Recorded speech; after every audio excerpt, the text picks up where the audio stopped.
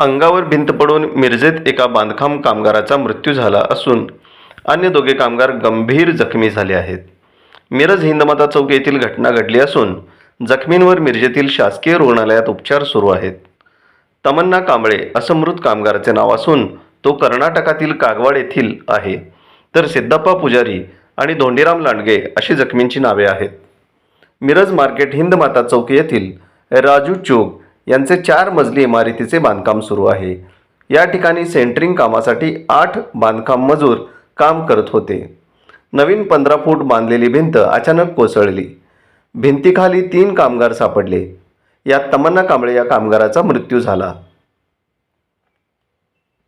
तर सिद्धप्पा पुजारी आणि धोंडीराम लांडगे हे जखमी झाले. त्यांच्यावर सिव्हिल हॉस्पिटल येथे उपचार सुरू आहेत. पोलीस या घटनेचा तपास करत आहेत.